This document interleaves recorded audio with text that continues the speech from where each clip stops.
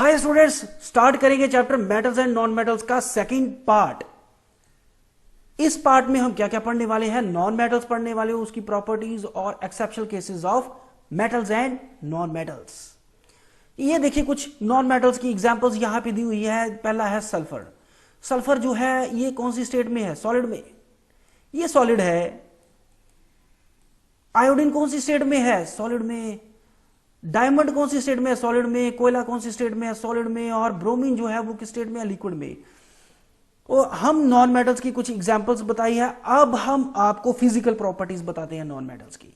Non metals की physical property, पहली property है नॉन मेटल किसी भी स्टेट में हो सकते हैं। सॉलिड भी हो सकता है, लिक्विड भी हो सकता है, गैस भी हो सकता है। देखो गैसेस में hydrogen, oxygen, nitrogen, fluorine, chlorine, ये सारी की सारी गैसेस हैं।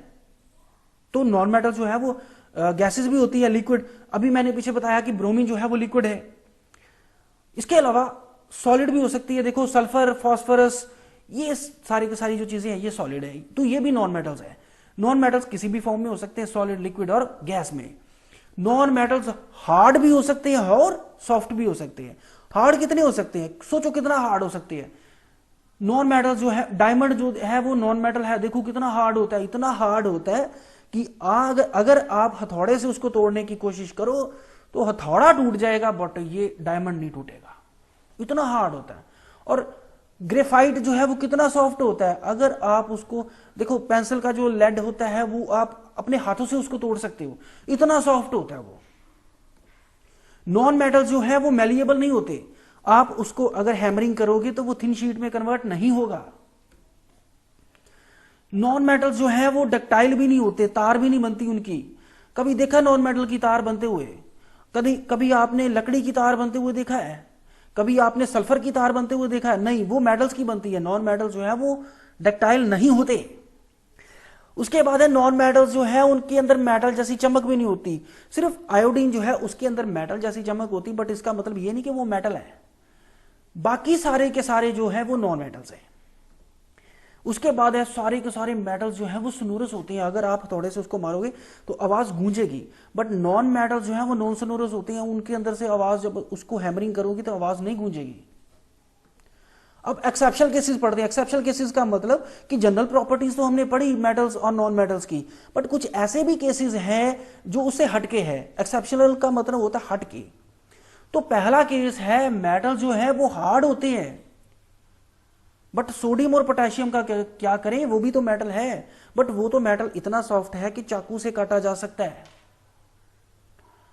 अब दूसरा है कि सारे के सारे मेटल जो है वो सॉलिड होते हैं। वो तो मरकरी भी तो मेटल है, वो क्यों लिक्विड है? बाकी सारे मेटल सॉलिड है, सिर्फ मरकरी जो है वो लिक्विड फॉर्म में होगा।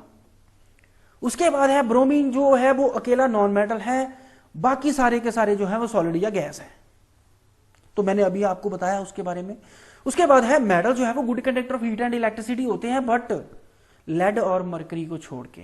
लेड और मरकरी में से इलेक्ट्रिसिटी पास नहीं होती, उसमें से हीट पास नहीं होती, बाकी सारे मेटल्स में से होती है।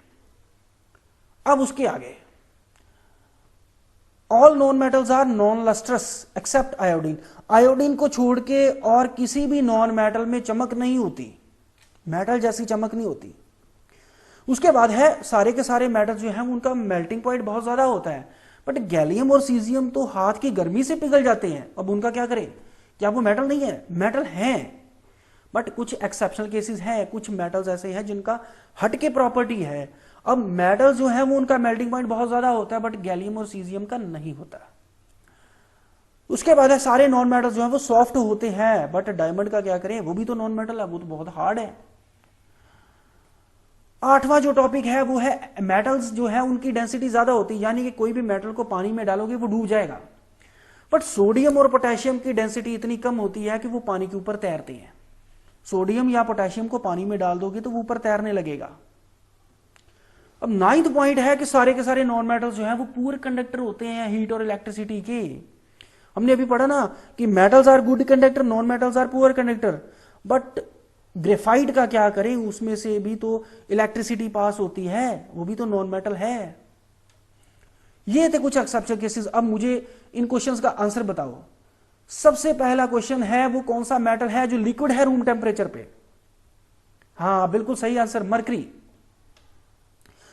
कौन सा मेटल है जिसको आप चाकू से काट सकते हो? भी थोड़ी देर पहले मैंने आपको बताया सोडियम को। सोडियम और पोटेशियम जो है वो चाकू से काटे जा सकते हैं। तीसरा जो है बेस्ट कंडक्टर ऑफ इलेक्ट्रिसिटी कौन सा है? हमने पिछले वीडियो में पढ़ा था।